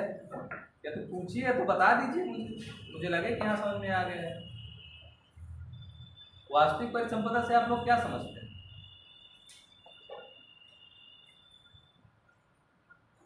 कितने लोग बैठे हुए हैं, कोई बताएगा वास्तविक परिसंपदा क्या है? वास्तविक पूछ रहा हूँ, प्राकृतिक हमारी जो जमीन हो गई, जो कंस्ट्रक्शन का क्षेत्र होता है, रियल एस्टेट मतलब जो आप लोग प्लाटिंग देखते होंगे, आपकी ज़मीन की जो प्लाटिंग होती है, ये सब क्या है? आपकी वास्तविक परिसंपदा। आप लोग जब बिल्डिंग देखते हैं कि भवन जो निर्माण हो रहा है, उसका जो बिक्री हो रही है, लेन देन हो रहा है, आवास बन रहे हैं, उनकी जो बिक्री हो रही है, इसको सबको क्या है? रियल एस्टेट का है। ठीक है, और ऐसा कोई पॉइंट है जो आपको समझ में ना आया? देखिए अब थोड़ा सा याद आ गया, जो मॉडल है बहुत सारे आप लोग, अभी आप लोगों को मॉडल उसमें पढ़ने की जरूरत नहीं है, इकोनॉमिक्स में आप लोग अलग से पढ़ेंगे तब समझ में आएगा। कोई भी अर्थव्यवस्था है, आप लोग देखे होंगे, प्रारंभ से देखे होंगे, बाद में देखे होंगे, कोई भी अर्थव्यवस्था है, विकास के क्रम में क्या है, उसका विकास कैसे कैसे होता है कि सर्वप्रथम क्या है कि प्राथमिक क्षेत्र का विकास होता है। कोई भी अर्थव्यवस्था है, तो आप लोग रोस्टो का मॉडल पढ़ेंगे या चिंगरी का मॉडल पढ़ेंगे, तो आप लोग देखेंगे कि विकास के प्रारंभिक चरण में क्या है कि प्राथमिक क्षेत्र पर सबसे अधिक बल दिया जाता है। आप लोग देखे हैं ना पंचवर्षीय योजना, पहली पंचवर्षीय योजना किस पर आधारित थी? कृषि पर आधारित। मतलब अब कृषि किसका क्षेत्र है? प्राथमिक क्षेत्र। इसका मतलब है कि कोई भी अर्थव्यवस्था है कि विकास के प्रारंभिक चरण में क्या है कि प्राथमिक क्षेत्र पर अधिक बल दिया जाता है, और जैसे जैसे प्राथमिक क्षेत्र विकसित हो जाता है तो हम क्या करते हैं कि औद्योगिक क्षेत्र की तरफ बढ़ते हैं, यानी कि उद्योगों की तरफ बढ़ते हैं, या द्वितीय क्षेत्र की तरफ द्वितीय क्षेत्र का विकास करते हैं। तो जब द्वितीय क्षेत्र का भी विकास एक निश्चित सीमा तक हो जाता है, तब हम क्या है कि तृतीय क्षेत्र का विकास करना शुरू करते हैं, तृतीय क्षेत्र का विकास होता है, तृतीय क्षेत्र। ठीक है, तो हुआ क्या, भारतीय अर्थव्यवस्था के संदर्भ में नॉर्मल जो आप सिनेरियो देखेंगे किसी भी अर्थव्यवस्था का, तो देखेंगे कि उस देश में क्या है, प्राथमिक क्षेत्र का विकास होता है, फिर दूसरी क्या है, द्वितीय क्षेत्र का विकास होता है, और उसके बाद क्या है, तृतीय क्षेत्र का यानी कि सर्विस सेक्टर का विकास होता है। भारत के संदर्भ में थोड़ा सा इसमें से उल्टा पाया गया। उसमें क्या हुआ कि भारत में क्या हुआ, प्राथमिक क्षेत्र का तो विकास हुआ, प्राथमिक क्षेत्र का काफी तीव्र गति से विकास हुआ, उसके बाद किसका विकास होना चाहिए था, औद्योगिक क्षेत्र का। लेकिन भारत में ऐसा नहीं हुआ। भारत में क्या हुआ कि तृतीय क्षेत्र का अधिक विकास हो गया, सर्विस सेक्टर का अधिक विकास हो गया। ये कई बार एक समय सबसे ज्यादा ट्रेंडिंग क्वेश्चन था मेंस में कि भारतीय अर्थव्यवस्था प्राथमिक क्षेत्र से सीधे तृतीय क्षेत्र की ओर विकास की ओर तीव्र गति से बढ़ गई। क्या आप पहली बात, पहला क्वेश्चन तो यही कि आप क्या इस बात से सहमत हैं? पहला क्वेश्चन तो यही था कि क्या ये जो बोला जा रहा है स्टेटमेंट है, क्या है सही है, आप किस बात से सहमत हैं? और दूसरा चीज, यदि सहमत है तो क्यों? ठीक है, तो कोई बताएगा क्यों ऐसा हुआ, ऐसा क्यों हो गया? प्राथमिक क्षेत्र के बाद सीधे हमारे यहाँ सर्विस सेक्टर या तृतीय क्षेत्र को बहुत अधिक बढ़ावा मिला, बहुत अधिक उसमें बल दिया गया। देखिए जो भारत की पंचवर्षीय योजना थी, तो बता रहा है क्या, जो भारत तकनीकी कमी थी, तो तकनीकी तो सर्विस सेक्टर में और ज्यादा तकनीकी का प्रयोग होता है ना, इंडस्ट्रियल सेक्टर की अपेक्षा तकनीकी या सर्विस सेक्टर, आईटी सेक्टर में ज्यादा तकनीकी का प्रयोग और ज्यादा होगा कि नहीं होगा? आप जैसे जैसे कंप्यूटर की पीढ़ियां पढ़े होंगे, तो तृतीय पीढ़ी या चतुर्थ पीढ़ी में क्या है, आईटी सेक्टर या फिर उसमें माइक्रो प्रोसेसर का विकास हुआ, तो वो तो और अधिक तकनीकी की जरूरत पड़ी ना उसमें। देखिए पहली पंचवर्षीय योजना जो थी किसके मॉडल पर आधारित थी? हेरा और डोमर मॉडल पे। यही आप लोग सब पढ़े होंगे सब जगह। चलिए ठीक है, वही पढ़िएगा क्योंकि वही एग्जाम में भी शायद कि मैं ऐसा ऑप्शन बता दूं कि जो आप लोगों ने सुना ही ना हो। दूसरी पंचवर्षीय योजना किसके आधार पर मॉडल पर आधारित थी? पीसी महालनोबिस के मॉडल। मैं गलत पढ़ा लग रहा है, हालांकि आप सही हैं क्योंकि वो भी हर जगह लिखा हुआ है। नहीं, यही पीसी महालनोबिस ही मारिएगा, कहीं दूसरा ना मत मार दीजिए। यदि ऑप्शन दिया है पीसी को मारिए, यदि दूसरा ऑप्शन भी दिया, जैसे पहला पंचवर्षीय योजना वो क्या थी? एडमंड फ्लेप्स के मॉडल पर आधारित, और एडमंड फ्लेप्स का जो मॉडल था वो हेरा डोमर मॉडल पर आधारित था। उसी तरह जो पीसी महालनोबिस का जो मॉडल है वो क्या है? हर्ट्जमैन के असंतुलन विकास सिद्धांत पर आधारित है। यूपीएससी में इसी तरह के ऑप्शन दे देते हैं तो लोग झगड़ा मचाते हैं कि यहाँ यही लिखा हुआ है, यही सही है, फिर जब प्रूफ होता है, जब कहीं से मांगा जाता है तो उनके पास कोई ऑथेंटिक सोर्स नहीं होता है। पहला जो पहली पंचवर्षीय योजना है वो किस पर आधारित है? एडमंड फ्लेप्स के मॉडल पर आधारित है। और चूंकि एडमंड फ्लेप्स का जो मॉडल है वो हेरा डोमर मॉडल पर, हेरा डोमर मॉडल जो है वो एडमंड फ्लेप्स के मॉडल पर आधारित था। दूसरी पंचवर्षीय योजना जो है पीसी महालनोबिस के मॉडल पर आधारित है, और पीसी महालनोबिस का जो मॉडल है वो असंतुलन विकास सिद्धांत पर आधारित है। और असंतुलन विकास सिद्धांत जो है वो किसने दिया था? हर्ट्जमैन ने दिया था। आप लोग जब डेवलपमेंट की थ्योरी पढ़ेंगे तो उसमें देखेंगे हर्ट्जमैन का असंतुलन विकास का सिद्धांत। असंतुलन विकास का सिद्धांत जो हर्ट्जमैन ने दिया था, वहीं से जो आपका तृतीय क्षेत्र है यदि वहां से आप लोग इसको लिंक करने की कोशिश करेंगे तो काफी अच्छे समझ में आएगा। असंतुलन विकास का सिद्धांत, आप लोग ये बताइए किसी व्यक्ति में संतुलन होना अच्छी बात है कि असंतुलन होना अच्छी बात है? असंतुलन होना अच्छी बात है। आगे डेवलप करेंगे ना तो कैसे असंतुलन होना अच्छी बात है, बताओ थोड़ा सा। कोई व्यापार करें उससे लाभ करें और हमें लाभ अर्जित करना चाहिए, ताकि इसमें अगर हमें इतने लाभ इतने में संतुष्ट हो जाए तो आगे लाभ आगे भी हम कुछ करें। नहीं, ये तो लाभ तो व्यक्तिगत क्षेत्र का हो गया ना, संतुलन असंतुलन की बात हो रही है। तो क्या किसी को लाभ होगा तो क्या वो संतुलन नहीं होगा क्या वहाँ पे, या फिर वहाँ पे संतुलन नहीं हो सकता क्या? देखिए संतुलन विकास का सिद्धांत दिया था प्रोफेसर रेगनर नक्स ने। उन्होंने कहा कि अर्थव्यवस्था में संतुलन स्थापित किया जाएगा तो अर्थव्यवस्था का विकास होगा, विकास के पथ पर अर्थव्यवस्था चलेगी। ठीक है, इसी में रोजेनस्टीन रोडान का आप मॉडल पढ़ेंगे या फिर और रेनिस का मॉडल पढ़ेंगे, वो सब सारी चीजें बात की हैं। अब तो चूंकि ऑप्शनल में भी हटा दिया गया है, ऑप्शनल खत्म ही हो गया पीसीएस से। तो क्या है कि जब इन सब मॉडलों में क्या है संतुलन विकास का सिद्धांत दिया गया रेगनर नक्स के द्वारा, उन्होंने कहा कि अर्थव्यवस्था में जब तक संतुलन नहीं स्थापित हो पाएगा तब तक अर्थव्यवस्था का विकास नहीं हो पाएगा। मतलब कि कृषि क्षेत्र में भी पर्याप्त ग्रोथ हो, औद्योगिक क्षेत्र में भी पर्याप्त ग्रोथ हो, और सेवा क्षेत्र में भी पर्याप्त ग्रोथ हो। क्योंकि आप लोग देखते हैं कि जो इंडस्ट्रियल सेक्टर होता है, औद्योगिक क्षेत्र होता है, उसके लिए रॉ मटेरियल कहाँ से आता है? प्राथमिक क्षेत्र से। तो जब प्राथमिक क्षेत्र सही से विकसित नहीं होगा तो औद्योगिक क्षेत्र के लिए रॉ मटेरियल उपलब्ध नहीं होगी, और रॉ मटेरियल उपलब्ध नहीं होगी तो औद्योगिक क्षेत्र का विकास बाधित होगा, और चूंकि औद्योगिक क्षेत्र का विकास बाधित होगा तो सर्विस सेक्टर पर प्रभाव पड़ेगा। तो सर्विस सेक्टर तो मैटर कहाँ आया? देखिए कृषि क्षेत्र का विकास अवरुद्ध होने से क्या हुआ कि तीनों क्षेत्रों पर उसका प्रभाव पड़ा और तीनों क्षेत्रों की ग्रोथ प्रभावित होगी। इसलिए रेगनर नक्स ने कहा कि जब तक अर्थव्यवस्था में संतुलन नहीं स्थापित हो जाएगा, संतुलन स्थापित होने का मतलब यह नहीं है कि कृषि क्षेत्र में भी 6% की ग्रोथ हो, उद्योग में भी 6% की ग्रोथ हो, या सर्विस सेक्टर में भी 6% की ग्रोथ हो, तभी हम उसको संतुलन या बैलेंस ग्रोथ कहेंगे। उनका कहने का मतलब यह था कि हर क्षेत्र उतना विकसित हो जाए कि वो न्यूनतम सीमा प्राप्त कर ले, मिनिमम क्राइटेरिया को फुलफिल कर ले, कि जिससे अर्थव्यवस्था के विकास को पथ में आगे बढ़ाया जा सके, रिसोर्सेस का अंडर यूटिलाइजेशन ना हो, संसाधनों का अपूर्ण मतलब उसका उपयोग ना हो, उनका अनुकूलतम उपयोग होता रहे। पता चला कि खनन के लिए आपको क्या है कि अधिक उच्चतम तकनीकी नहीं है, तो आप लोग गलत तकनीकी का प्रयोग करके आधा सामान बिगाड़ दे रहे हैं और आधा ही कोयला खनन कर पा रहे हैं। तो ऐसी चीजें नहीं होनी चाहिए। इसीलिए तो यही तकनीकी की कमी हुई ना, तो तकनीकी की वजह से क्या हुआ कि बैलेंस क्या हुआ, बिगड़ा ना। यदि तकनीकी होती तो बैलेंस होता कि नहीं।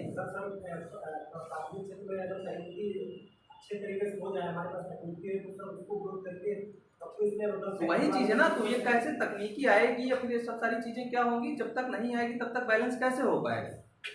कोई भी फैक्टर हो सकता है। उन्होंने अभी ये नहीं बताया, उन्होंने जो नक्श ने बताया, उन्होंने जो कमी बताई वो कहा विस्तृत बाजार का आकार। उन्होंने जो कंसेप्ट दिया था, उन्होंने जो मॉडल दिया था, तकनीकी उपनीकी का नाम नहीं लेते क्योंकि वो काफी पुराने मॉडल हैं, तब तकनीकी का उतना अधिक रोल नहीं था। उन्होंने कहा कि बाजार का आकार बहुत ही संकुचित है, इस वजह से क्या है कि एक क्षेत्र का विकास नहीं हो पाता तो दूसरे क्षेत्र का विकास भी अवरुद्ध होता है। उन्होंने जूते की फैक्ट्री का एग्जाम्पल दिया था कि मान लीजिए कोई एक जूता यदि कोई बनाने वाला व्यक्ति है तो क्या होगा कि एक साथ यदि एक जूता बनाएगा तो शायद ही उतना अधिक विकसित ना हो पाए, लेकिन उसके साथ यदि बहुत सारे उद्योग एक साथ स्थापित कर दिए जाएंगे तो सभी को बाजार मिल जाएगा। सपोज आप एक ऐसा मार्केट खोलते हैं जिसमें आप ही सिर्फ उत्पादन कर रहे हैं और कोई दूसरा व्यक्ति उसको खरीदने वाला ही नहीं है, तो क्या होगा कि आपका उत्पादन अपने आप बंद हो जाएगा। लेकिन आप ऐसे जगह पे उद्योग खोले हैं जहां पर बहुत सारे उद्योग खुले हुए हैं, तो हो सकता है कि आपकी बनाई हुई चीज सामने वाला खरीद ले और सामने की बनाई हुई चीज आप खरीद ले, तो दोनों क्या है कि दोनों का विकास हो जाए। असंतुलन विकास का सिद्धांत क्या है, जो हर्षमान ने जस्ट अपोजिट बात की। उन्होंने क्या कहा कि किसी भी देश का विकास जो है वो असंतुलन के द्वारा ही किया जा सकता है, यानी जब तक असंतुलन नहीं स्थापित होगा तब तक उस देश का विकास नहीं हो सकता है। अब असंतुलन कैसे होगा, उन्होंने कहा कि जब असंतुलन रहेगा तभी विकास संभव हो। जैसे संतुलन स्थापित हुआ वैसे विकास होना बंद हो जाएगा। इसके लिए उन्होंने दो चीजें कही। एक तो यह था प्रत्यक्ष उत्पादक क्रियाओं का नाम लिया था,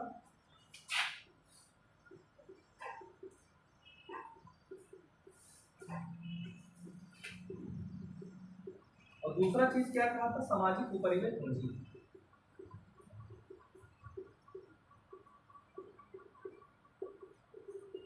दूसरी चीज क्या थी, सामाजिक उपरिव्यय पूंजी।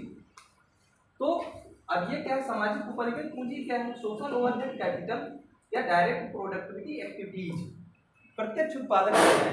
उन्होंने कहा कि दो चीज, और एक चीज और उन्होंने कहा कि अग्रगामी पश्चगामी,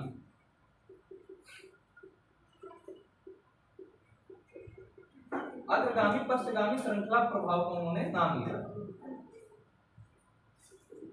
वह ये इन्होंने जो मॉडल दिया उन्होंने ये बताया कि देखिए दो चीजें हो सकती हैं।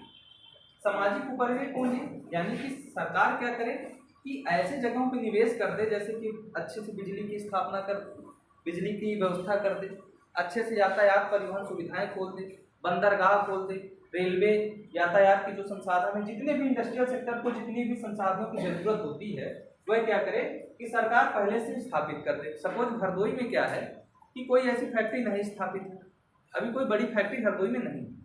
अब यदि सरकार क्या करे कि रेलवे की अच्छी सी सुविधा दे दे, 24 घंटे बिजली दे दे, अच्छी सी सुविधा, और यहाँ पर बंदरगाह पोत खोल दे, रेलवे की अच्छे से अलग से व्यवस्था उसकी हो जाए, परिवहन सुविधाओं का अधिक से विकास हो जाए, तो क्या करेगा कि जो मतलब क्या होगा कि वहां पर लोग इंडस्ट्री खोलने के लिए आकर्षित होंगे कि नहीं होंगे। असंतुलन कैसे स्थापित होगा, असंतुलन कब होगा, नॉर्मल अभी अर्थव्यवस्था चल रही है। अब जैसे क्या हुआ कि बंदरगाह खुल गए या रेलवे की व्यवस्था अच्छे से हो गई या विद्युत की अच्छे से व्यवस्था हो गई, परिवहन सुविधाएं अच्छे से विकसित हो गई, इन सब में निवेश कौन करता है, सरकार करती है। तो ये जब अच्छे से विकसित हो गए तो असंतुलन हो गया कि नहीं, असंतुलन हुआ। इस वजह से असंतुलन को दूर करने के लिए क्या होगा, प्रत्यक्ष उत्पादक क्रिया यानी कि निजी क्षेत्र क्या होगा कि प्रोत्साहित होगा। निजी क्षेत्र प्रोत्साहित होगा तो उसकी वजह से क्या होगा कि वो इंडस्ट्री खोलेगा, और जब तक एक निश्चित सीमा तक इंडस्ट्री नहीं खुल जाएगी तब तक इंडस्ट्रियां खुलती रहेंगी। क्यों खुलेंगी, क्योंकि सरकार ने क्या किया है कि एक इंफ्रास्ट्रक्चर जो आप लोगों ने अवस्थापना का नाम सुना होगा, आधारभूत संरचना का नाम सुना होगा, उसको सरकार ने क्या किया है, विकसित कर दिया। ठीक है। दूसरी चीज क्या है, उन्होंने कहा कि मान लीजिए सपोज कि कोई भी ऐसा क्षेत्र है जहां पर किसी प्रकार की कोई परिवहन सुविधा नहीं है, या फिर वहां पर कोई रेलवे की सुविधा नहीं है, वहां पर लाइट की सुविधा नहीं है, और किसी ने क्या किया कि डायरेक्ट क्या करे कि वहां पर जाके कोई अच्छी सी एक फैक्ट्री खोल दे या अच्छी सी कोई मिल खोल दे। तो अब होगा क्या, एक व्यक्ति खोला, उसके साथ साथ 10 लोगों ने और खोल दिया, तो सरकार के ऊपर दबाव बनेगा। वहां भी असंतुलन हुआ कि नहीं, क्योंकि मिलें खुल गए, फैक्ट्रियां खुल गई, और लेकिन बिजली की व्यवस्था नहीं है, पानी की व्यवस्था नहीं है, बंदरगाह नहीं है, रेलवे नहीं है, परिवहन सुविधाएं नहीं है, तो सरकार के ऊपर दबाव बनेगा और वहां फिर असंतुलन पैदा होगा और सरकार को मजबूरन क्या करना पड़ेगा, वहां पे इन सब सारी सुविधाओं को देना पड़ेगा, स्थापित करना पड़ेगा। इसीलिए उन्होंने कहा कि अर्थव्यवस्था में जब तक असंतुलन स्थापित रहेगा, इन असंतुलन कैसे होगा कि इन सब सारी क्रियाओं के द्वारा इधर भी इस तरह भी पहले भी सरकार विकसित कर सकती है, तब भी असंतुलन हो जाएगा, और निजी क्षेत्र प्रोत्साहित होकर निजी क्षेत्र इन्वेस्ट कर दे, तब भी असंतुलन हो जाएगा। इन दोनों के असंतुलन के द्वारा क्या है, अर्थव्यवस्था में जब तक असंतुलन बना रहेगा तो अर्थव्यवस्था का विकास होता रहेगा, क्योंकि सारे क्षेत्र अपने आप विकसित होते रहेंगे। इन्होंने कहा अग्रगामी यानी कि ऐसे उद्योग खोले जाए जो आगे आने वाले लोगों को प्रोत्साहित करें। जैसे क्या है, मैंने सामाजिक परिवेश पूंजी का नाम लिया कि पहले से हम बंदरगाह खोल दें, पहले से हम क्या करें, परिवहन सुविधाएं बना दें, बिजली लगा दें। तो ये क्या है कि ऐसा करने से क्या है कि वहाँ पे फैक्ट्रियों को प्रोत्साहन मिलेगा, मिलों को प्रोत्साहन मिलेगा। तो क्या है कि इसको क्या कहते हैं, अग्रगामी श्रृंखला प्रभाव, यानी कि आगे आने वाले उद्योगों को प्रोत्साहन देने के लिए। दूसरी चीज क्या है, प्रत्यक्ष उत्पादक क्रियाएं, यानी कि पश्चगामी श्रृंखला, यानी कि हम पहले से इतनी दबाव बना दें सरकार के ऊपर, इतना सारी चीजों को, जैसे कि सरकार बहुत ज्यादा लोग बेरोजगार हो जाते हैं तो सरकार के ऊपर दबाव होता है कि नहीं रोजगार देने का। यदि अर्थव्यवस्था में गरीबी आ जाती है तो सरकार के ऊपर दबाव होता है ना गरीबी को दूर करने का। उसी तरह क्या होगा कि बहुत सारी इंडस्ट्रियां खुल जाए, औद्योगिक क्षेत्र विकास हो जाए, तो आप लोग देखते हैं कि मजबूरन सरकार को वहां पर बेसिक इंफ्रास्ट्रक्चर देना पड़ता है। तो यो क्या है, पश्चगामी श्रृंखला प्रभाव। तो जो दूसरी पंचवर्षीय योजना थी वो क्या थी, हर्षमय मॉडल पर आधारित थी और अग्रगामी पश्चगामी श्रृंखला प्रभाव पर आधारित थी।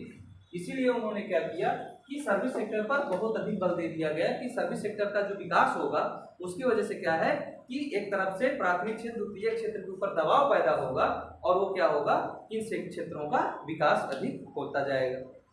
दूसरा कारण उन्होंने एक थोड़ा सा छोटा सा होगा, मेन कारण यही था कि software engineering, computer hardware engineering, IT sector, इसको बहुत अधिक प्रोत्साहन दिया गया। क्योंकि आप लोग जब गैट्स का नाम पढ़े होंगे, मैंने शायद बताया भी था, mode 1, mode 2, mode 3, mode 4, WPO जब पढ़ा रहा था बताया था ना, उसमें याद है आपको किसी को? उन 4 चीजों में जो आईटी सेक्टर या फिर मोड 4 था, वहां पे भारत को अधिक लाभ होता है क्योंकि उसमें भारत को सर्वाधिक रोजगार मिलता है। तो उसकी वजह से इन सेक्टर को भी बढ़ाया गया जिससे भारत को भारी मात्रा में अधिक से अधिक लोगों को रोजगार मिले और लोगों को लाभ मिले। तो आप लोग समझें कि भारत में क्यों प्राथमिक क्षेत्र के बाद तृतीय क्षेत्र का तीव्र गति से विकास हुआ और द्वितीय क्षेत्र का विकास कम गति से हुआ। अभी तक जितना बताया, किसी को कोई समस्या, कोई चीज ऐसी हो जो आपको लोगों की ना समझ में आई हो? बोर तो हो रहे होंगे काफी, ये भी नहीं हुए हैं, कोई तो 1 ही घंटा हुआ, हमें लग रहा है काफी थक चुके हैं आप लोग, चेहरा देख के तो ऐसे सबका लग रहा है।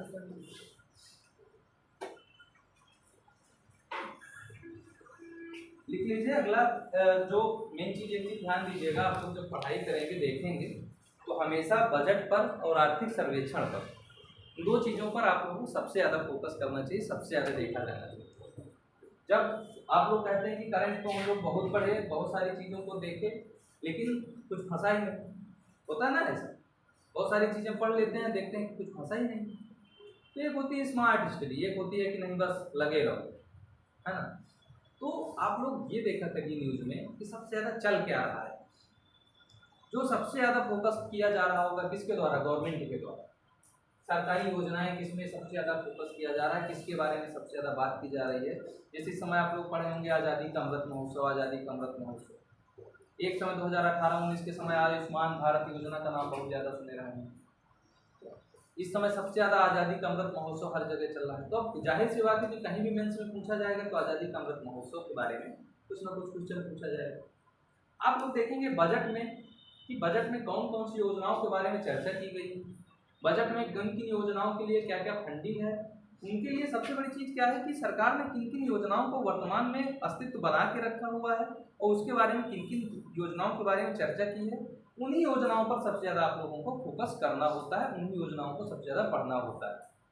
वो ऐसा नहीं है कि उन योजनाओं के द्वारा बाहर की चीजें नहीं पूछी जाती हैं, नहीं पूछी जाएंगी, लेकिन जो आप लोगों को फोकस करना है वो किस पर फोकस करना है कि इन जो सरकार के द्वारा योजनाएं चलाई जा रही है, सरकार जिस पर फोकस कर रही है, जिस पर बल दे रही है, उन चीजों को ज्यादा पढ़ना होता है। ठीक है, तो मैं अभी करंट का थोड़ा बहुत आप लोगों को खाली बताता चलूंगा। आर्थिक सर्वे में जो दिया हुआ है वो आर्थिक सर्वे की चीजें मैं आपको योजनाओं के बारे में नहीं बताऊंगा ना, मैं अभी योजनाएं आप लोगों को पढ़ा रहा हूँ। तृतीय क्षेत्र में जो कृषि क्षेत्र के अंतर्गत क्या क्या इंपॉर्टेंट चीजें जो घटनाएं घटी हैं उनके बारे में आप लोगों को खाली योजनाएं इनमें सरकार ने फोकस किया है उनके बारे में बताऊंगा, और एक एक दो लाइन बताऊंगा कि क्या है ये योजना। बाकी उसको विस्तार से पढ़ने के लिए आप लोग स्वयं जाएंगे और स्वयं पढ़ेंगे। यदि नहीं पढ़ रहे हैं तो उसकी रिस्पॉन्सिबिलिटी आपकी। ये नहीं कहेंगे कि सर ने जितना पढ़ाया उससे नहीं आया है। तो यदि आप यूपीएससी देते हैं तो उसमें 4 पॉइंट रहते हैं, चारों पॉइंट में एक एक अपने आप में क्वेश्चन बना रहता है। ठीक है, तो ये चीज आप लोग जब देखेंगे, मैं खाली योजनाओं का नाम बताऊंगा कि सरकार ने इन योजनाओं को इस आर्थिक सर्वे में मेंशन किया है, और ये योजना जाके विस्तार से पढ़ना आपका काम।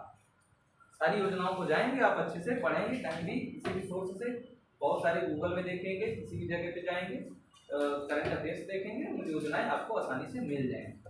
तो हेडिंग डाल लीजिए कृषि क्षेत्र।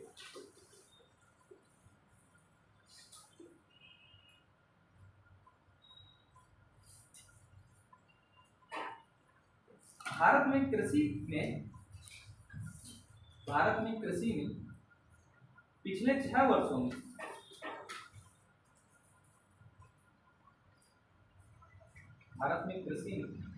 पिछले 6 वर्षों में 4.6% की 4.6%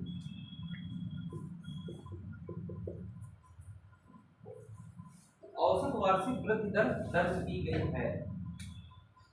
औसत वार्षिक वृद्धि दर दर्ज की गई है।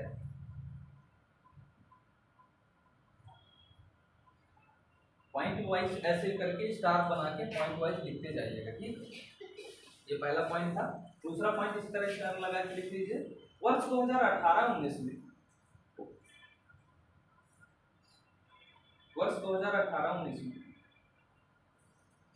किसानों को उत्पादन लागत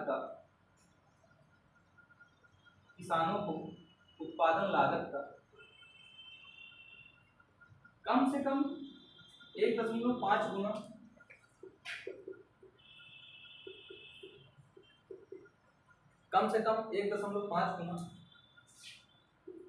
न्यूनतम समर्थन मूल्य या एमएसपी जिसे कहते हैं, न्यूनतम समर्थन मूल्य, मार्जिनल सपोर्ट प्राइस जिसे कहते हैं, मिनिमम सपोर्ट प्राइस या न्यूनतम समर्थन मूल्य दिया जाएगा।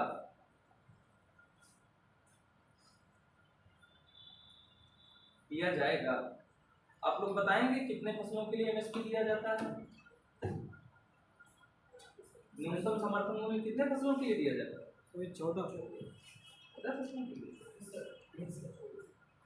22 फसलों के लिए दिया जाता है। ठीक है, पहले क्या था, 23 फसलें थी, उसमें से गन्ना को निकाल के उसमें प्रोक्योरमेंट प्राइस यानी कि लाभकारी मूल्य गन्ना के लिए अलग से दिया जाता है। दूसरा जब 22 फसलों के लिए क्या है एमएसपी, कितने फसलों के लिए दिया जाता है? 22 फसलों के लिए। अब ये इसमें से यही सब है, जैसे मैंने क्या बताया, खाली एमएसपी के बारे में बताया। जो सबसे पहले क्या है कि स्वामीनाथन कमेटी आई थी। स्वामीनाथन कमेटी ने सर्वप्रथम रिकमेंडेशन किया था कि किसानों को क्या है कि उसकी लागत का 1.5 गुना क्या है न्यूनतम मूल्य बाजार में मिलना चाहिए। सरकार ने आनाकानी करते हुए काफी लंबे समय तक उसको दूर रखा, लेकिन 2018-19 के बजट में सरकार ने आधिकारिक घोषणा की कि जो किसान हैं उनकी आय को, चूंकि किसानों का जो लक्ष्य था 2022-23 के तक किसानों की आय को दोगुना करना था, इस वजह से 2018-19 में सरकार ने क्या किया था कि एमएसपी 1.5 गुना देने की आधिकारिक घोषणा बजट में की थी। यानी कि यदि किसी व्यक्ति को यदि 100 रुपए का लागत लग रही है तो उसको क्या है 150 रुपए कम से कम गेहूं का मूल्य मिलना चाहिए। ठीक है, अगला पॉइंट लिख लीजिए। अब एमएसपी के बारे में अच्छे से आप लोग पढ़ेंगे। एमएसपी क्या है, उसके बारे में क्या क्या किन फसलों के बारे में दिया जाता है, एमएसपी क्या है, कब उसको, वो सब सारी चीजें स्वामीनाथन कमेटी की रिपोर्ट इसीलिए होता है ना कि देखिए नाम मैंने खाली एमएसपी का ले लिया।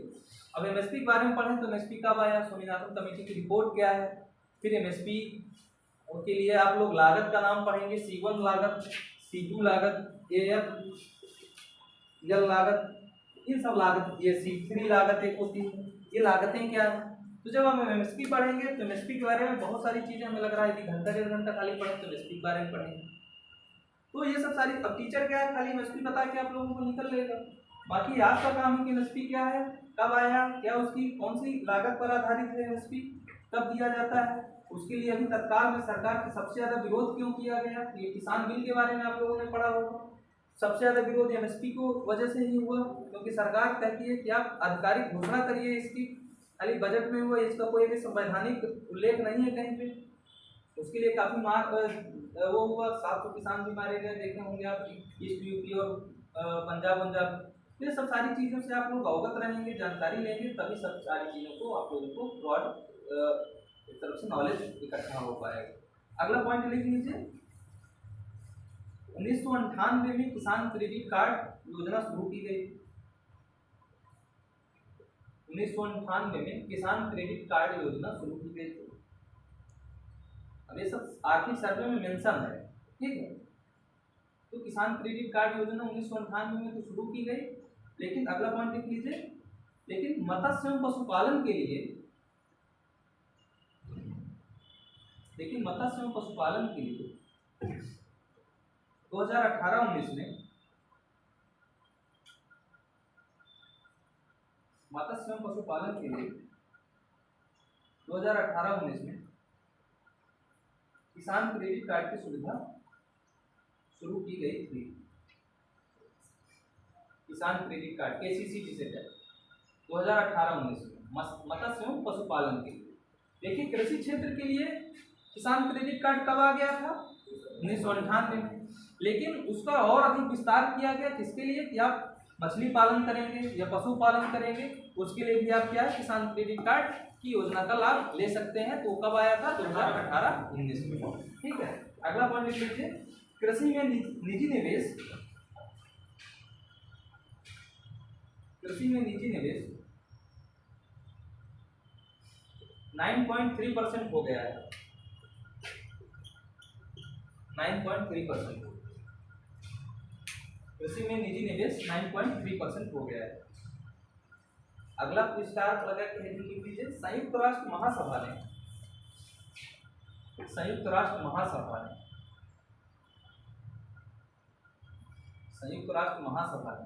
भारत की अनुशंसा पर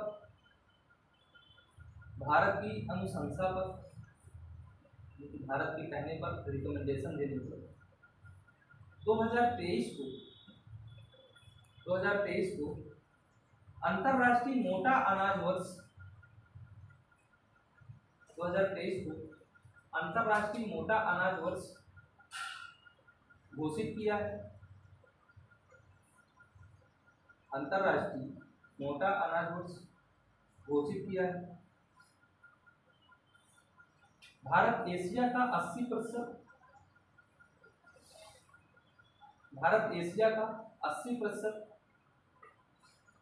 तथा विश्व का 20% मोटा अनाज पैदा करता है। भारत एशिया का 80% तथा विश्व का 20% मोटा अनाज पैदा करता है।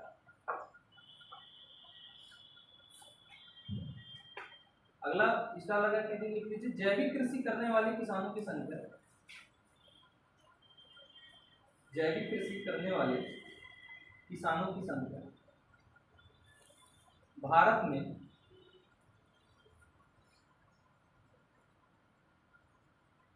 जैविक कृषि करने वाले किसानों की संख्या भारत में विश्व में सर्वाधिक है।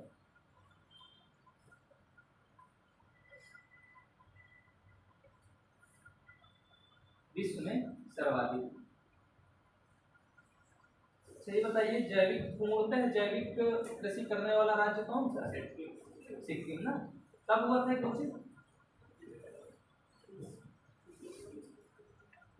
2018-19 के आसपास हुआ था। 18 में हुआ था इस वर्ष, देख लीजिएगा आप लोग, 18 ये सर। तो अगला पॉइंट लिख लीजिए, पशुधन क्षेत्र। पशुधन क्षेत्र में 7.9% वार्षिक वृद्धि दर पशुधन क्षेत्र में 7.9% वृद्धि दर दर्ज की गई है।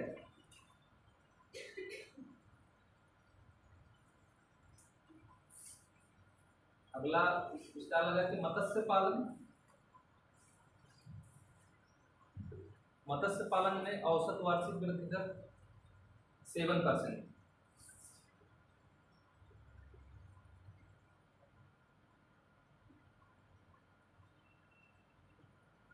मत्स्य पालन में औसत वार्षिक वृद्धि दर 7%। अब ये अभी मत्स्य पालन की ग्रोथ रेट कितनी है? 7%। लेकिन चूंकि मत्स्य पालन किसका हिस्सा है? प्राथमिक क्षेत्र का, यानी कि और प्राथमिक क्षेत्र में क्या आता है? कृषि क्षेत्र।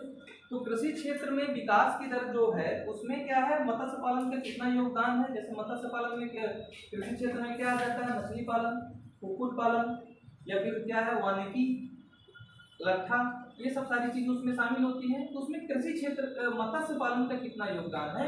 वो क्या है? लगभग 6.7% की हिस्सेदारी। लिख लीजिए, कुल कृषि सकल मूल्य वर्धन में, कुल कृषि सकल मूल्य वर्धन में,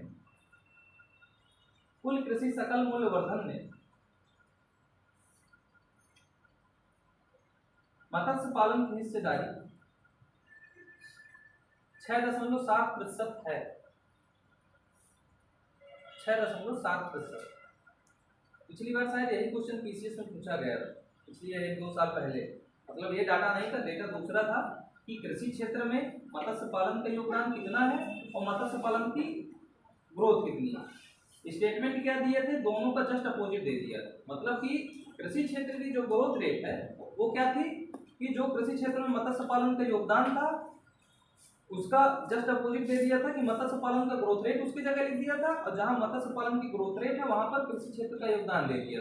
और दोनों स्टेटमेंट दे दिए थे कि निम्नलिखित में से दोनों कथन सही है या गलत। दोनों कथन गलत थे। नॉर्मल लोगों के होता है कि दोनों कथन सही होंगे और ए बी दोनों, है ना, ए बी दोनों। कहीं भी ऑप्शन देखा जाता है यदि कुछ नहीं आ रहा है ए बी दोनों, तो वहीं से फिर ये होता है और मान भी लेना होता है कि हमारा ऑप्शन सही होगा। तो आप जब डेटा वोटा में होता है तो ये चीजों को थोड़ा ध्यान से देखें। अगला स्टार लगा के लिख लीजिए, भारत विश्व में दूध उत्पादन में पहले स्थान पर है।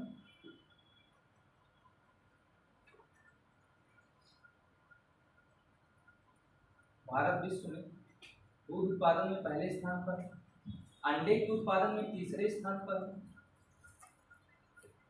अंडे के उत्पादन में तीसरे स्थान पर तथा मांस के उत्पादन में 8वें स्थान पर।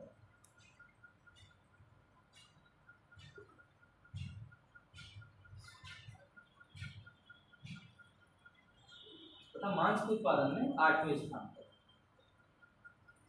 अगला लिख लीजिए, स्टार लगा के उसी तरह 2020 में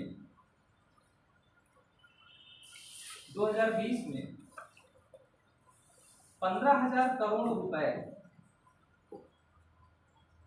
2020 में 15,000 करोड़ रुपए के बजट से 15,000 करोड़ रुपए के बजट से पशुधन अवसंरचना विकास कोष का गठन किया गया है। पशुधन अवसंरचना विकास कोष का गठन किया गया है।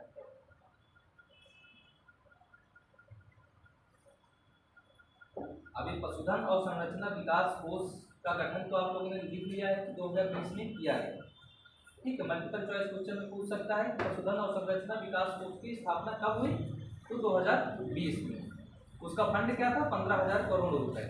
अब उसके बारे में क्या क्या सरकार ने और अधिक रिकमेंडेशन किया हुआ है, उस योजना के बारे में क्या है, क्या सब सारी चीजें हैं, ये आप लोगों को देखना है। खाली इस बार बजट में क्योंकि सर्वे में पशुधन अवसंरचना विकास कोष की चर्चा की गई है, इसका मतलब है कि इम्पोर्टेंट है, इसको पढ़ना जरूरी है। अगला पॉइंट लिख लीजिए, 2014-15 में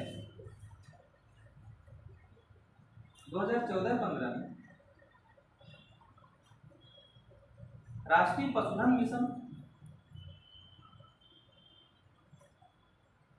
2014-15 में राष्ट्रीय पशुधन मिशन, डैश करके कुक्कुट जिसे मधुमक्खी है वो क्या उसे कहते हैं, मुर्गी पालन। कुक्कुट कामा भेड़ कामा बकरी, कुक्कुट कामा भेड़ कामा बकरी कामा सुअर पालन में सुधार करने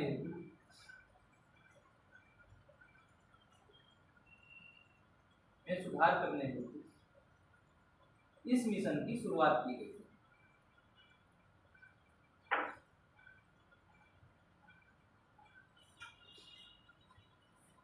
अगला पॉइंट लिख लीजिए, अगला पॉइंट लिख लीजिए।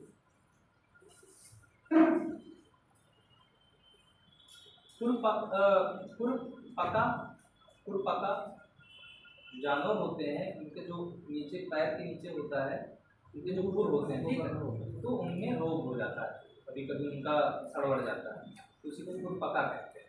खुरपका कामा मुंह पका,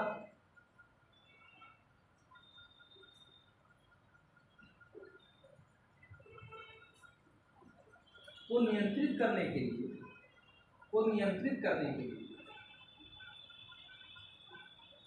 राष्ट्रीय पशु रोग नियंत्रण कार्यक्रम की शुरुआत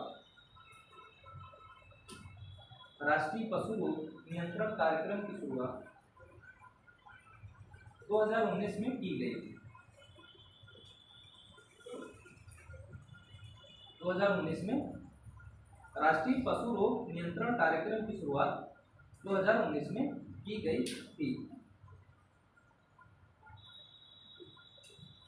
अगला पॉइंट लिख लीजिए, मत्स्य संपदा योजना।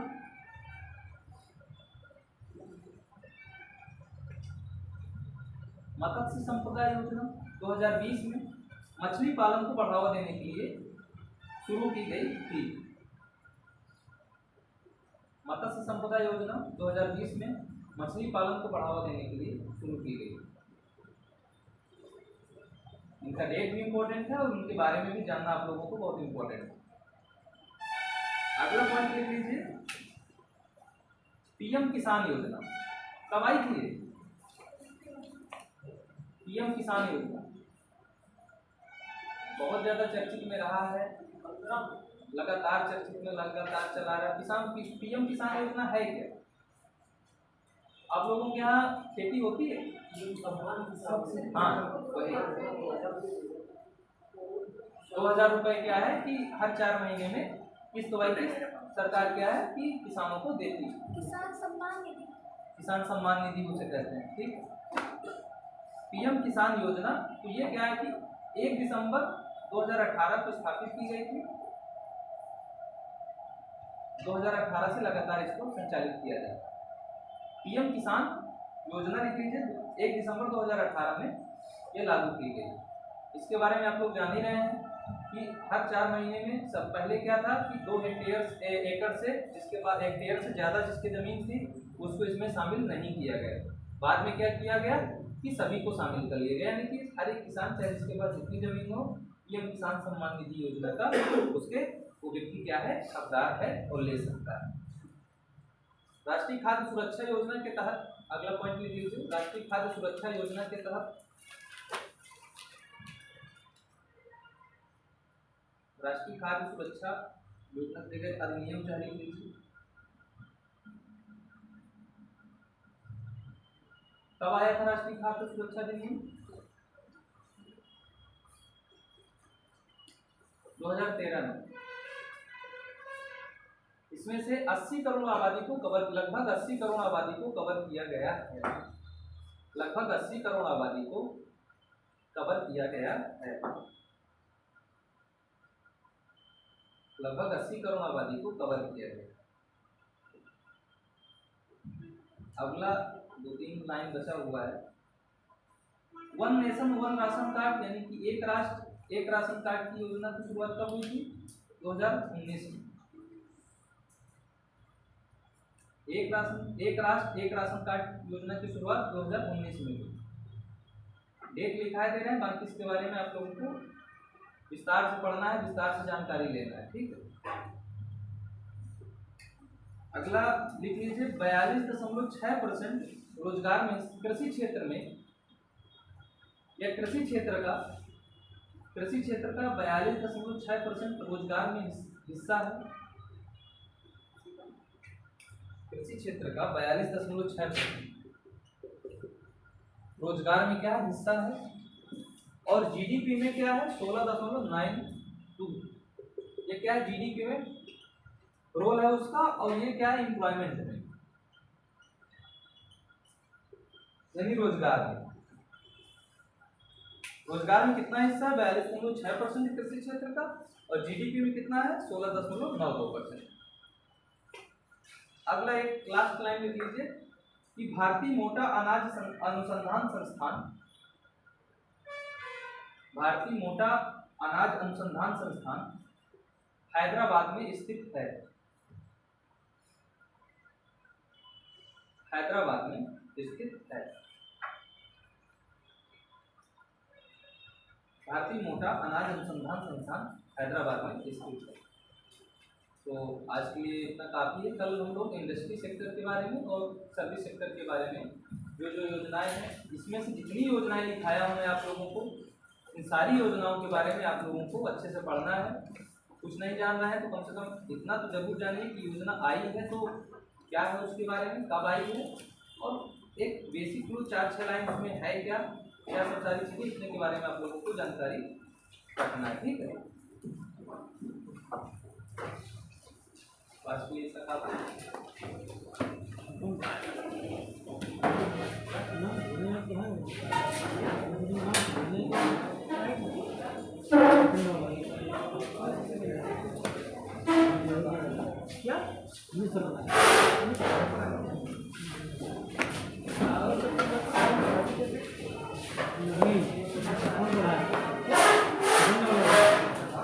कोई तो पढ़ाएगा।